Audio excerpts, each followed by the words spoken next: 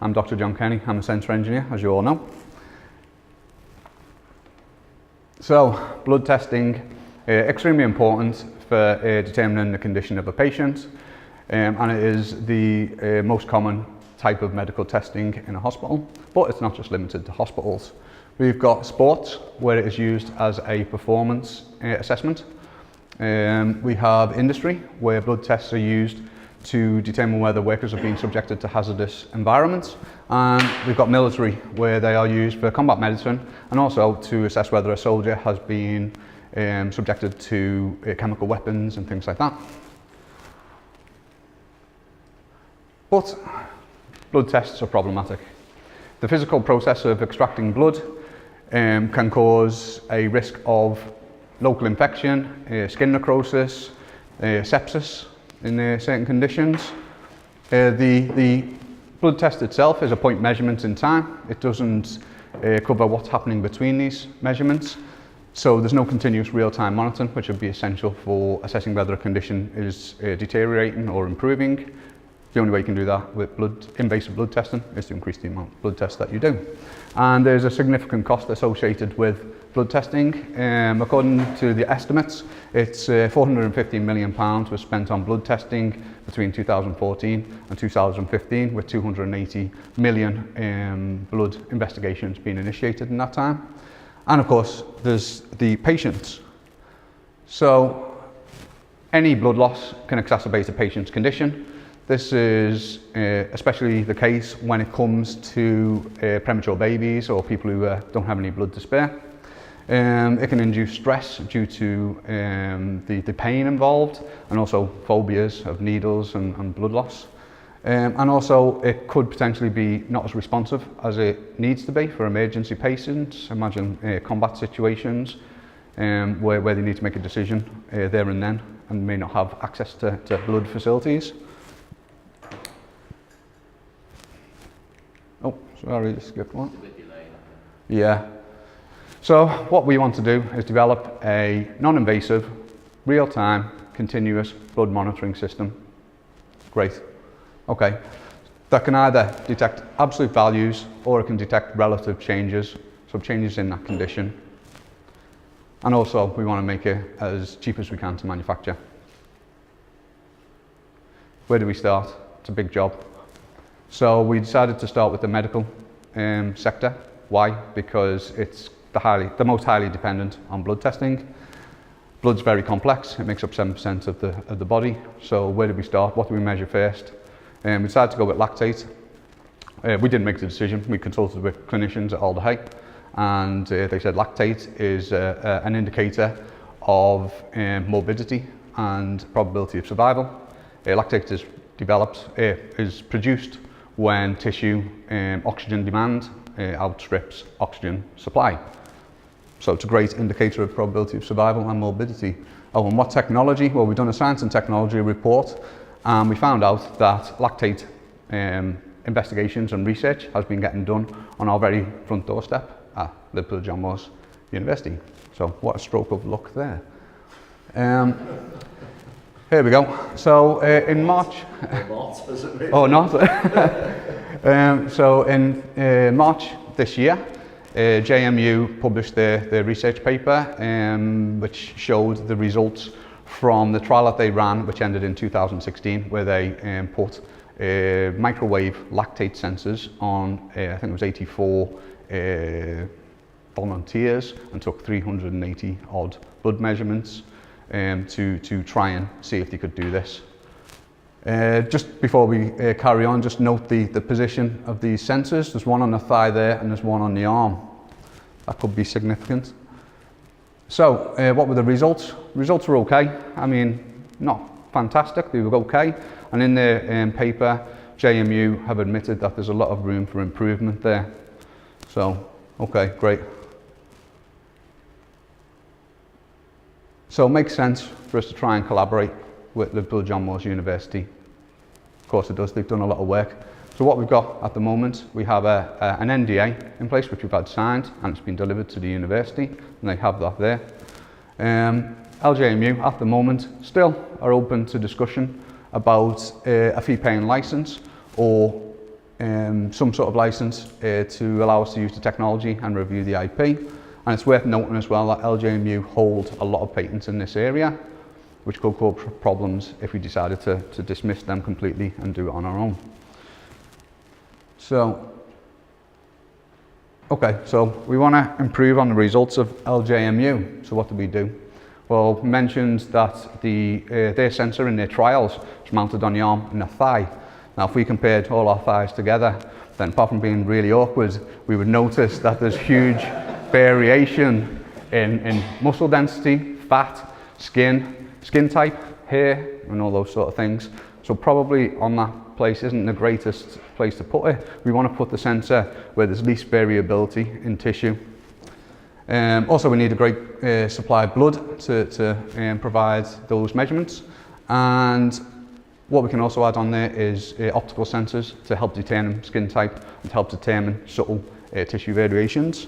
So with that in mind, we can have a look at this man on the side here. We've got a nice artery running right down the side of the head next to the ear and across the temple there. So that's a nice place to have it. If we have a look at the middle photo, we can see that there's bone there, so there's not very much muscle. And if we have a look at this image on the right hand side, we can see that there's actually very thin tissue there. So if we now compare the same spot with all of us in the room now, we would probably see less variation, but we would still see differences in skin type, we'd see differences in hair, which we'd use the optical sensors to try and determine.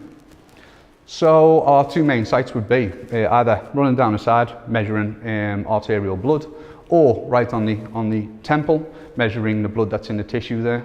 Now, anyone who's ever cut the head, I cut my head shaving all the time, knows that blood in the head is yeah, there's lots of it, yeah. So, is there a difference though in the size of the vessel through the thigh compared to?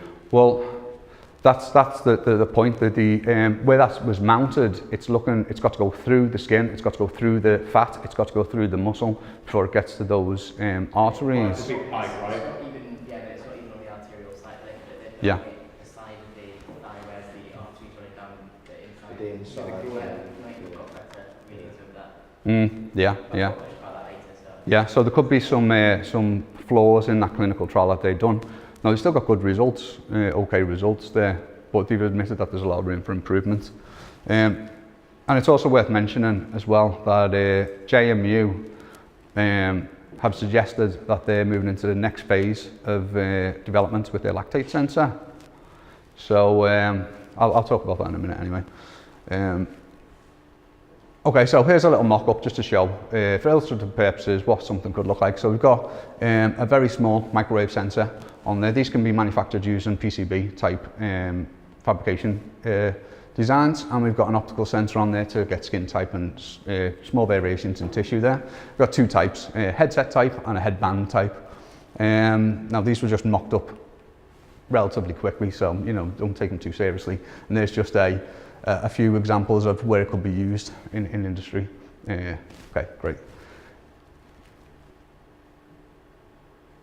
Okay, so at the moment the competition, BSX are a sports company. Now they've got a system that's based on optics, so it looks at oxygen and it detects lactate threshold. So it detects at the point where the body starts producing lactate, which is great for sports when you're trying to push an athlete, and it's great for fitness. Might not necessarily be valid in a medical environment. There's a couple of non-invasive systems for detecting glucose, which are based on optics, but also rely on taking blood tests, pinprick tests to validate those results. So that's okay, I suppose, but at the moment there's no microwave sensors available on the market for detecting lactate directly. There is some research in the area of lactate via sweat, but again that's problematic. You've got to sweat for a start and you've got lots of variations in sweat. There's a lot of research in this area, JMU being one of the largest ones. There's also research nationally, internationally, glucose microwave sensors at Cardiff. So there's a lot going on in this area from a research point of view. None of these have commercially available sensors or systems at the moment. So a business case would potentially be reduce the associated costs with blood testing for the hospital, which again would allow for transferable patients between wards. So patients that need to be moved to a high dependency ward and patients that need to be moved from a high dependency ward to a less critical ward, freeing up beds and ensuring that they receive the care that they need so that they, you're not spending money from conditions that have been exacerbated by a time delay in moving them from ward to ward. Okay, revenue, so we'd have the initial sales of the hardware, repeat sales of consumables, and we'd have repeat sales of servicing contracts and calibration contracts, and then of course we'd have the licensing for the software. We've got some advisors on here. Rajesh would like to be an advisor on this project, which is why he links into the other one. He's very keen on using microwaves to detect these bicarbonate molecules and testing that area. And then Raphael, who I've known for a while, and also we've got people from the UMCG over in the Netherlands who are keen to be involved in this project and advise on it. So that's great. I've done a heart app for them a while ago, so they're keen to be involved. And then assuming we did get a collaboration with JMU, we'd obviously have the technical people at JMU. Okay.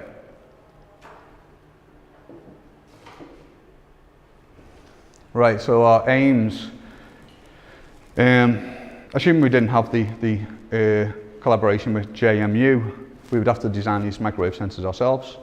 Now, as I said, I've been led to believe that JMU are moving into the second phase with their microwave sensors. That doesn't mean that they wouldn't allow us to license that at a later date.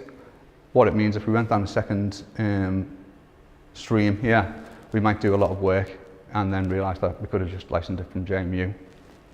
So yeah, they're the aims for Validate. I'll move on from them.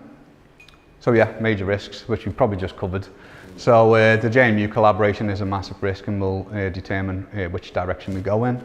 The technology needs to be validated.